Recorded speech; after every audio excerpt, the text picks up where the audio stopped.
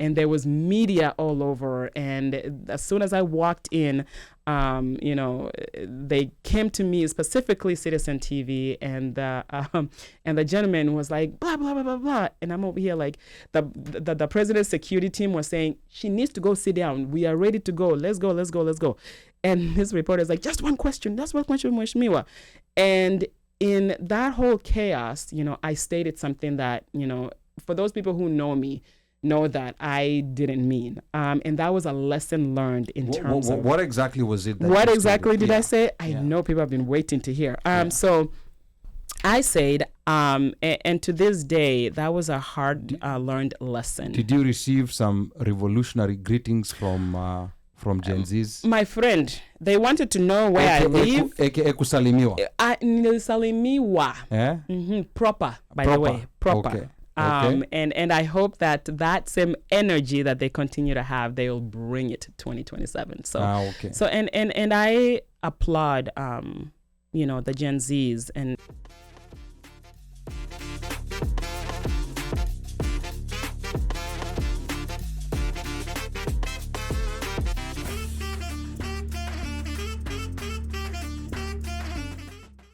Before you were sworn in, after you had won, or I don't know whether you had already been sworn in. No, I think it was before you were sworn in when you took your trip to Kenya. Yeah. So you went back home now as representative elect. And you are actually officially and invited. Celebrity too. Yes, and celebrity too. Yeah. So talk to us about that experience. Like how long had it been before you had gone to Kenya, before you took this trip, and what was it like for you? Yeah, it's amazing now that I'm looking back at that moment, because after that announcement, after that night, it was this roller coaster of events and just a lot of things were happening. It was like chaos, organized chaos to some extent. So yes, I did go as an elected representative-elect. I wasn't sworn in yet officially. And the reason why, because a lot of people were asking me, why don't you wait until you get sworn in before you go? Once I get sworn in, I am definitely now an asset of the U.S. government. And yes, asset. That's what we're talking about. There are protocols. Yeah. There are protocols to be followed, and there's a lot of blah blah, yes. All of that. Yes. And so I talked to the ethics committee at the Capitol in Minnesota, and they gave me a options. If you do decide to go now, you don't have any strings attached because you're not officially sworn in, right? But if you go after, there are certain protocols that, must be followed as you are now engaging a foreign government entity. Wow. Correct. Yeah. Yes. And so I wanted that freedom to go and just celebrate. And thank you to, folks like you who reminded me the magnitude of this moment. I just wanted to go home, go to Ushago and go to my grandmother's and just pay homage to her legacy. That one. And so that was my whole game plan. And I talked to my dad. And originally it was just going to be me and my sister going there and going to Ushago and, just for a couple of days and then coming back.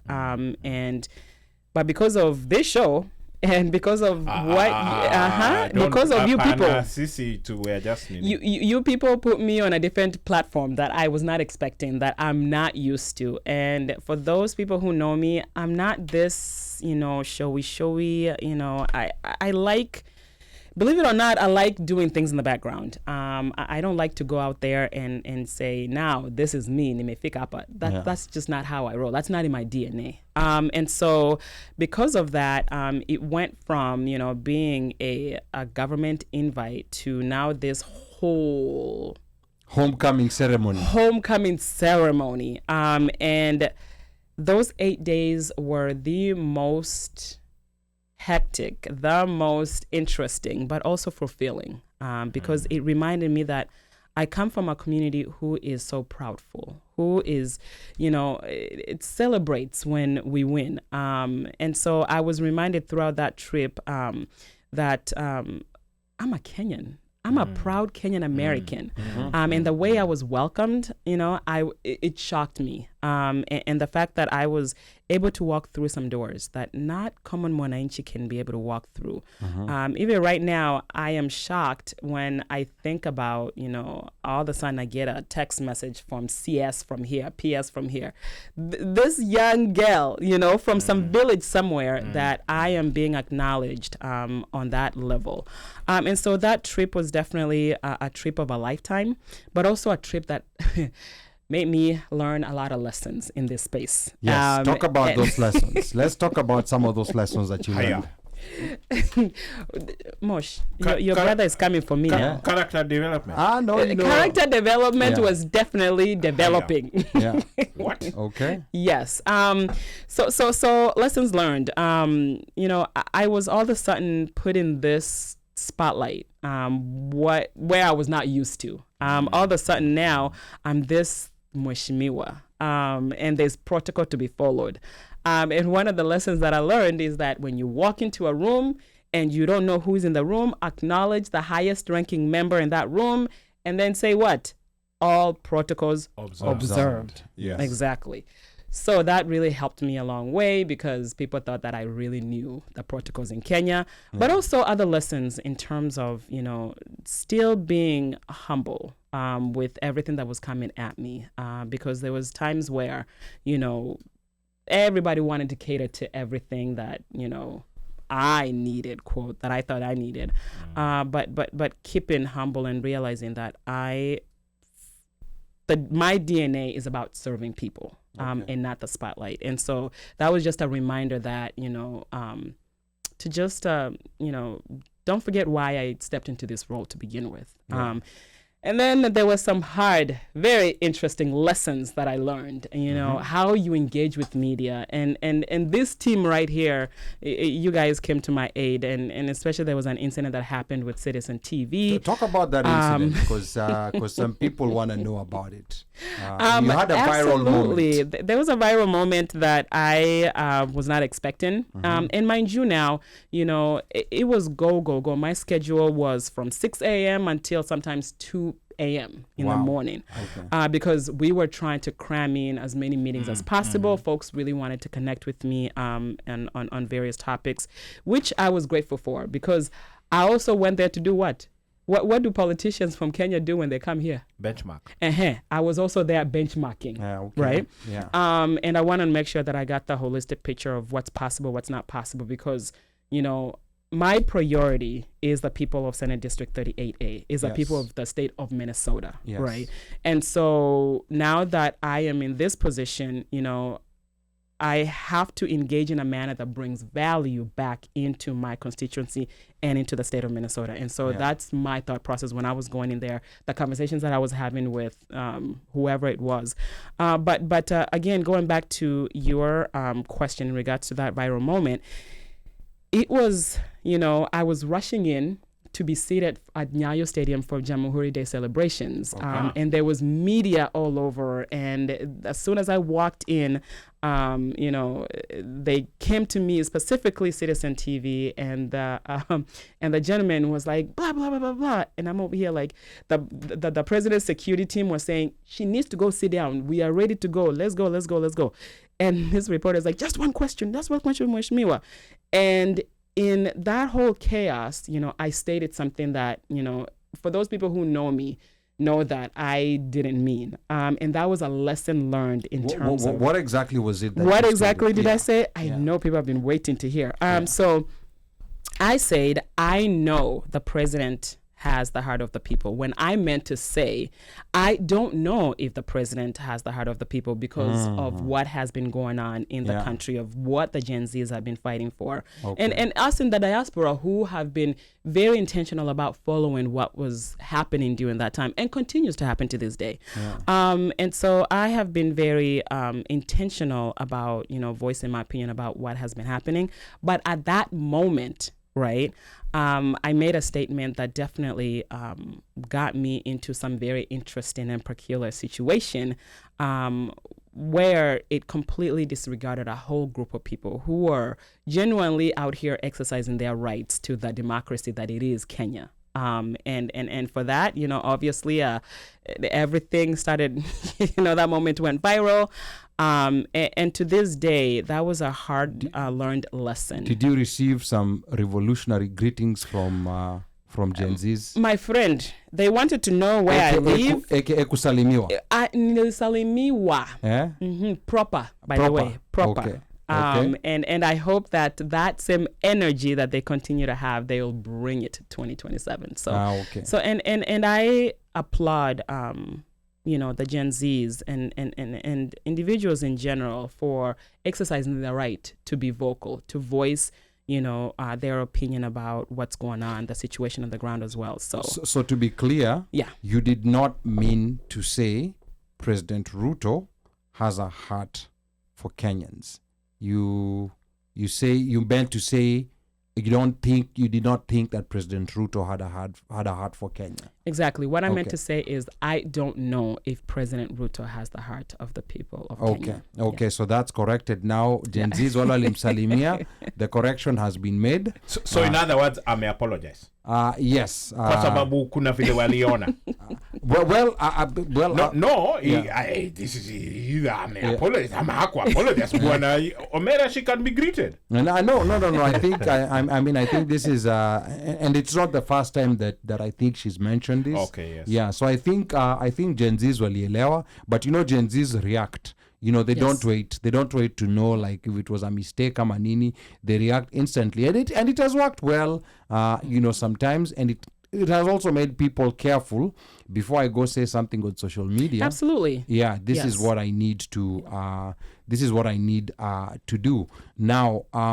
What other experiences besides that viral moment? What other experiences did you learn from Kenya, or what did you pick up from Kenya that you figured out that you could be of help to the Kenyan diaspora population? Because we know you're representing District 38A, but a lot of Kenyans now are looking at you from across the U.S. So what are things, is there anything that you picked up that you can be able to do in your official capacity to be able to help Kenyans here? Yeah, thank you so much for that, because I think it's important to know and realize that, one of the biggest challenges that I have in this role is managing expectations. And people automatically assume that, this role encompasses a whole lot of plethora of power, like right? receiving brown envelopes, like Omosha like Omosha said, which is 100% not true. There's no brown envelopes involved. I'm sure kuna makaratasi au tumia ya kopia. Siyo ni tenda. Well, from that perspective, and so as a state, let me just speak for the state of Minnesota, and I'm speaking as an individual, not on behalf of the state of Minnesota. Let me just make sure that we are clarifying that. Disclaimer. Yes, that's a disclaimer that I'm putting out there. But there is opportunities. This envelope is not becoming brown; it's becoming white. But there is opportunities to, as a state, that we have to engage with foreign entities. For example, I'll give you a good example. The mayor of my city was able to go to Japan and look at, because we're trying to build a biotech industry neighborhood in our city, and engage with them and figure out what's possible, what's not possible. For certain companies to come in and invest in the state of Minnesota. For me, ultimately, is to bring value to the state of Minnesota and tapping into the very high level of well-educated Kenyan population that do not have the luxury of finding jobs, even after some of our learned folks have master's degrees, and yet they still can't find a job. And so looking at how do we create a partnership with the state of Minnesota and Kenya that is mutually beneficial, right? Okay. Where we are either exporting our goods from here to Kenya, or exporting goods from Kenya, Kenya especially to from here. Kenya to here, because of the demographics of the Okay. state of Minnesota and the African immigrant population that is very heavily concentrated in my district. Yes. Right, 33% of my district is African immigrant community. That is very interesting. We have grocery stores of now ran by African immigrants. We have consulting businesses. We have nursing home business, healthcare businesses. And so how do we tap into what Kenya has to offer in terms of not only knowledge and educated manpower, but also the ability to share information that is equally mutually beneficial for both the state of Minnesota and the country of Kenya. And so that drives me to this whole idea of mobilizing a trade economic mission to Kenya. My team and I are engaging the governor of the state of Minnesota to come up with a delegation that will go to Kenya. They have been wanting to do that for a very long time. Wow. But now that I'm here, officially a Kenyan American, it just happened to just fall at the right time where now the governor is really interested in doing it. And those are conversations that we'll continue to have. And it will be around, just introducing the governor to what the possibilities are for Kenya if we invest as a state in Kenya, what we will get back. And that's the ultimate goal for us as a delegation when we go there, hopefully this year, early next year. We'll see. That conversation is still in the works. Okay, so you're talking. Wow, that's quite interesting. This is That huge. is, yeah, that is This huge. is huge because she's not even talking like a lot of people tell you, oh, sister city, CGRT. We do. How she's It's doing business. Yeah, they're talking at state of Minnesota and the country of Kenya. Which means you're opening up for education, you're opening up for agriculture, you're opening up for things like transportation. Like, what are the things that are happening in Minnesota transportation-wise that could be harnessed and or used in Kenya. cities in Kenya?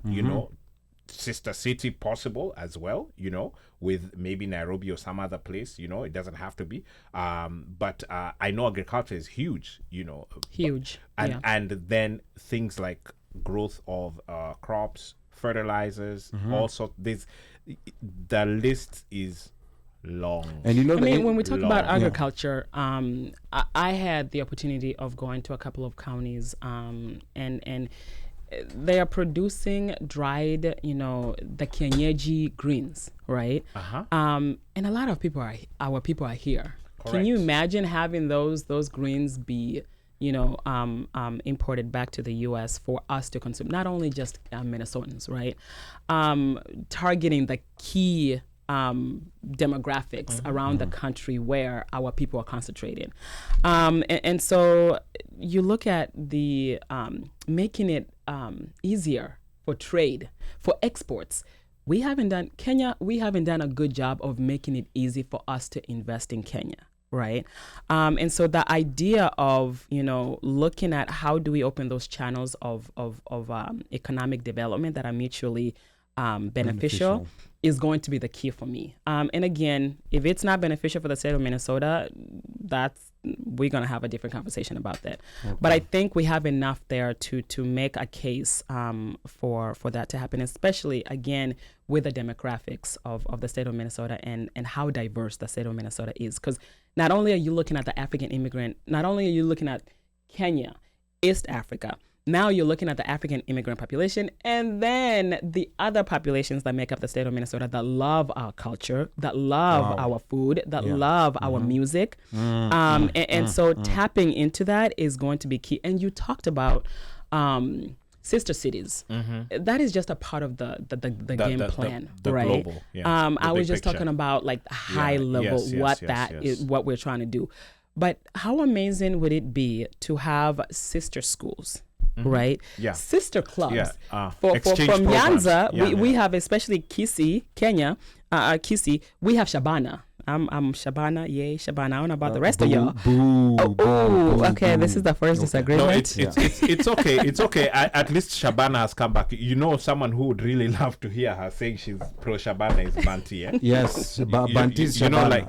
Banti like now is he's probably what is it? He's probably doing like what is that, Texas two-step or something like that. Yeah, but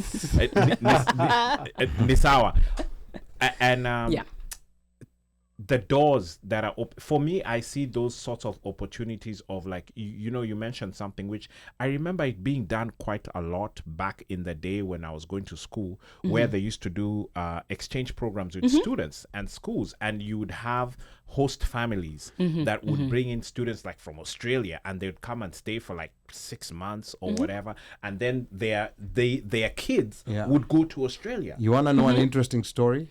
Hey, go ahead with your story. Did you host? I think he was one of them. Let's see. I actually participated in an exchange program when I was 11 years old. 11? Yes. That was 1960. It was recently. It was recently. I mean, I'm nowhere close to. Don't compare me to Omosh. Wait. Stick to the focus. And it was in the 90s. I participated in an exchange program and went to a city called Gothenburg in Sweden. And I think we spent about 2 months there. It was stuck in the middle of the school term, but because I wasn't the dumbest student. I was actually a very good student. So the head teacher allowed, because it's very rare for a school to allow a student to go away for that long period of time. So it was a big deal. I remember it was announced on parade ground in school. And that was a very big deal. So that's a very unforgettable experience, and I'm still connected to some of the people who we participated in that exchange program. It was one that was called Children's International Summer Villages, CISV. If you can Google that, mjukuu alikuwa hapo ndani. Did they also reciprocate, meaning that you got guys from Sweden or they were from other places? So the one we went for, it had people from the camp we went for, had people from 12 different countries. Okay. America, Russia. It was a cultural exchange program, and we were living in a school. Okay. Actually later on, like dorms and is stuff when like I learned that was a boarding school. It was very luxurious. It was a very luxurious school. Okay. But that's where we're living. But before you go to the school, you actually go spend some time with a family, like for a week. Okay. And then you go to the camp. And then in the middle of the camp, you go spend time with another family. And then at the end of the camp, you also go spend time with another family. It was very interesting. Being in Sweden, sometimes you're meeting people who are meeting the first black person ever. Absolutely. You see people, like touching your hair. Yes. My friend, I was in China. Yeah. So Guangzhou in China, and people thought I was Serena Williams. People were touching my hair, my skin. Maze, that country, people were being tourists in their own country. But when was that? Because nowadays Guangzhou is like... Nowadays Guangzou, there's a lot of Africans. Nowadays there's a lot of Africans. We are. Now, before we go to the comments, let's remind the listeners you're tuning to One Mic Show. The number to call is 202-683-4570. Please call, dial, and *5 to speak. Before you go to the comments, question to you. As a state rep, how many people do you have in your team? Who determines the number and who pays them? So the state of Minnesota, each state has the luxury of, creating their own structure of governance or administration, right? And so we have a team as the legislator, as the Minnesota House of Representatives. We have a team that basically addresses the basic needs of you being a representative. So you have a team that handles your communications, your social media, your anything that pertains to your communications. There's a team that handles that. There's a team that does a lot of research. When we are drafting bills, that's a whole other session that we need to talk about, because just because the governor signs that bill doesn't mean that it just dropped from heaven yesterday. No, some of these bills have been being worked on for years on end. And so we have research team that if you take him a simple thing as, I want to write a bill that appropriates funding for OneMicShow, right? So that team goes and does research, make sure that they point out every possible wrong and every possible positive thing about this idea, and then puts it in bill form. And then from there, obviously, what we call the jacket, now the bill, and the process continues. So you have a team for that. You have a team, a leadership team that basically manages the whole entire House of Representatives. both, sides. It doesn't matter the party, right? That leadership team basically determines how the administrative stuff is the operations of the House of Representatives is done.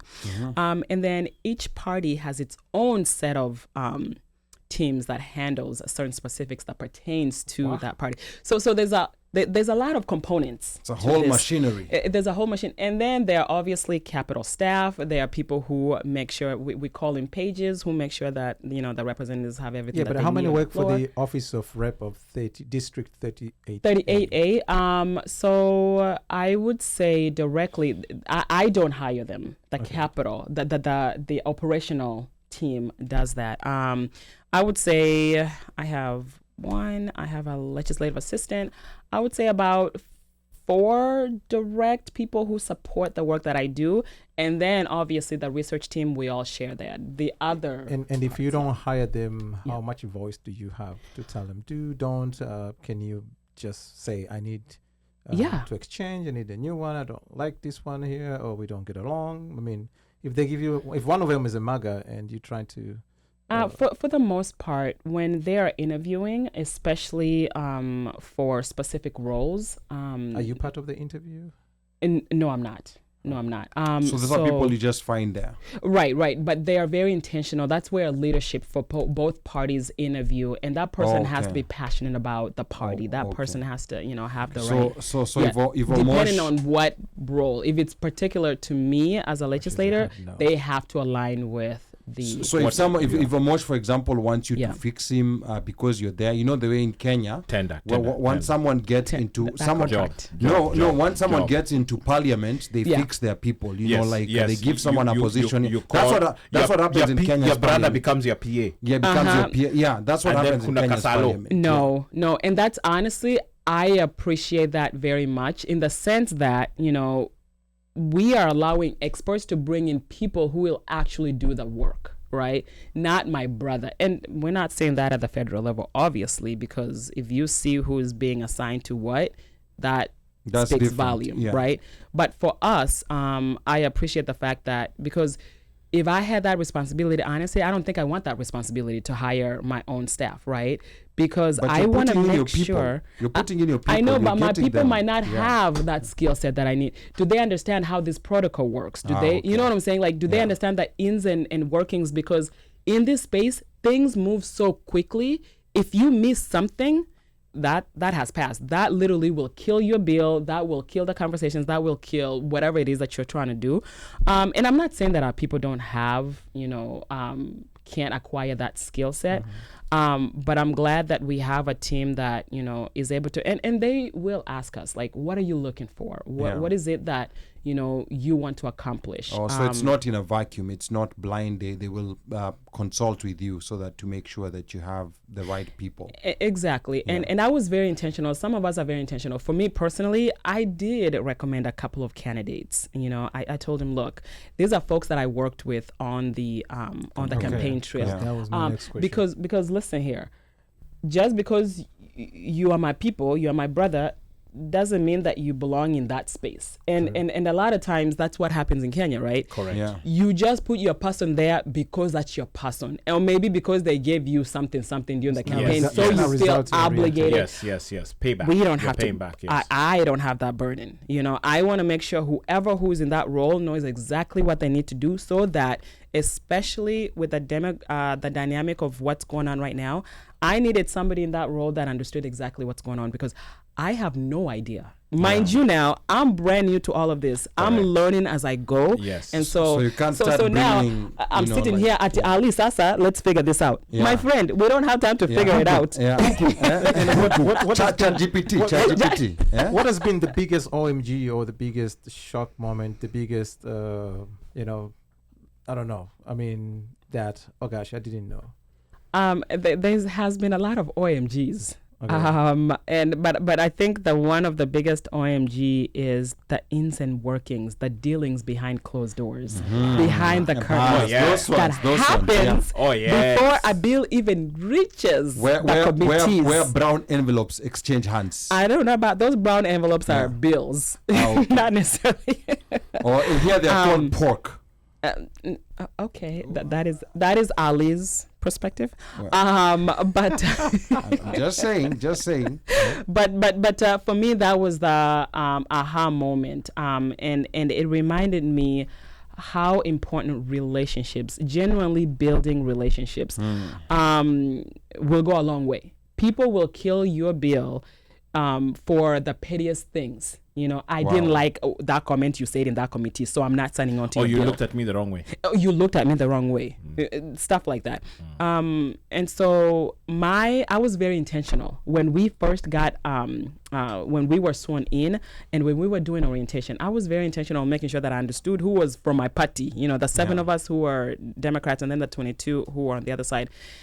And I was very intentional about reaching out to the other side and creating relationships. With the Republicans. Absolutely. Because at the end of the day, again, we are a tight house. So regardless of what happens, we need support from either side to get anything done.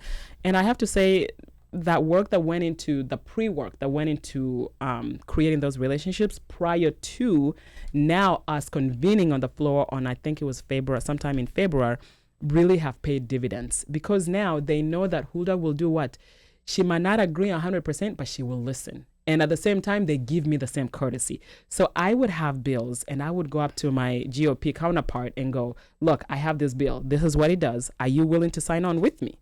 And the more bipartisan you have, the better chances of you having your bill heard in the committee.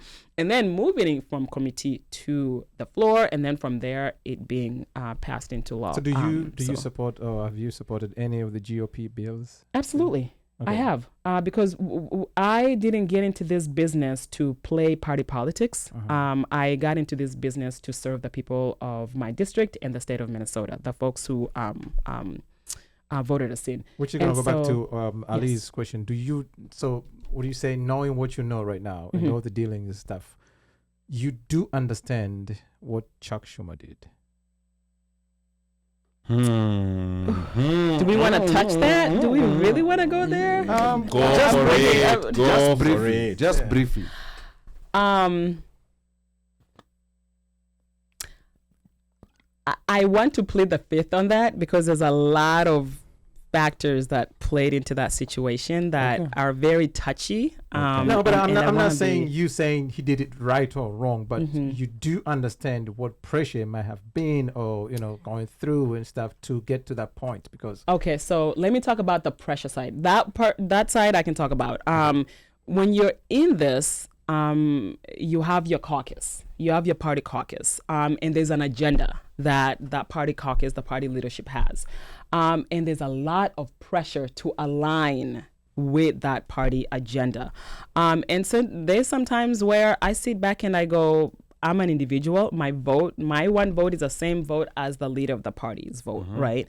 And so voting against party lines is very interesting and tricky in this space because you don't want to be the person who voted against. You will be remembered. You will be reminded. Revisited. Yes. It's a black mark. If somebody's marked it somewhere, said note to self. Exactly. But for me, at the end of the day, I have to be rooted in why I got into this to begin with. And that has helped me make those decisions. And there's times where the party says we are voting this way, and depending on how critical that bill is, I will vote with my conscience. And I think that is so important for us to remember that, we did not get elected by a party, but we got elected by the people. Yeah, and actually, Slay here, before I read the comments, Slay is asking, he's saying, I don't know if you spoke of it already, but I saw somewhere you tabled your first bill or something of that sort. So maybe briefly tell us about that. Yeah. So again, there's a lot of protocols, right? Tabling meaning that I think she meant that bill was laid over for a possible inclusion. So there is this. So there's a lot of bills. Right now, I think we are at 4,000 bills that have been drafted just for this year. Exactly. 4,000. A bill as simple as I want money to buy mboga. Right? You can literally write a bill about anything. So that's now getting to local politics, because I think people are familiar with congressional politics, but now local, the things are actually very local, including Very issues local. of buying boga. Issues about Yes. buying boga. Okay. If I had a group of people from my constituency who came up to me and said, I need you to draft a bill around, Kenyan Rumba music and to provide funding for that and education around that,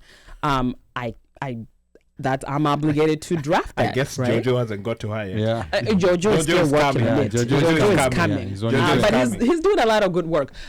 So going back to what I was saying. So it is important to understand the process, and how it works. And so I think we were talking about.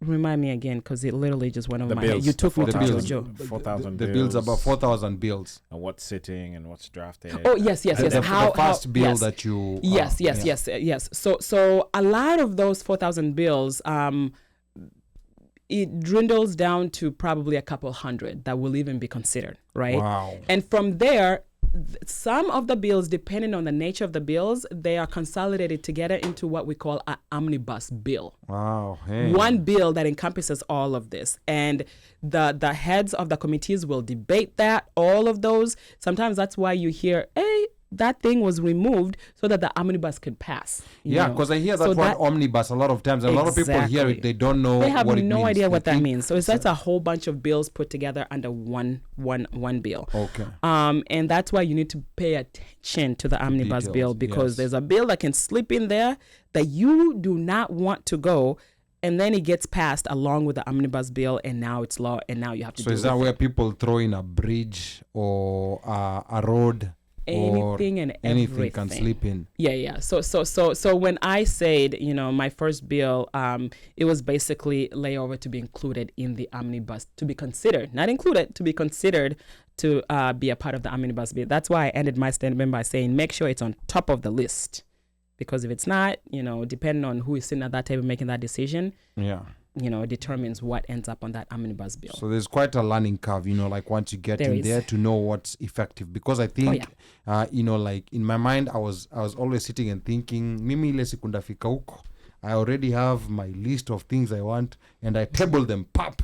Like they are very. They're very they're very effective. They're very popular. Yeah, I just throw them in. We debate them, and people like them, and the bill gets passed. But then you're saying out of 4,000, only a couple hundred will be considered. So that means Exactly. Means most of what you do. So let's say like if your office is doing, I don't know how many bills you consider per year. So let's say like if you write maybe like 20 bills. Currently I have 19 bills, right? And out of 19 bills, I have about probably 9 that have been either heard or are scheduled to be to have a hearing in whatever committee. So not even made the cut to be debated in the plenary.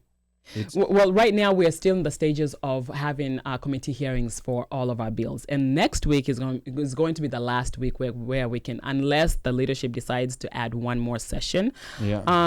So there's some bills that I've drafted that will not see the light of day. But important to know this time around. But they're drafted. That's what you went and talked about. Having your bills ready. That's also another learning curve, right?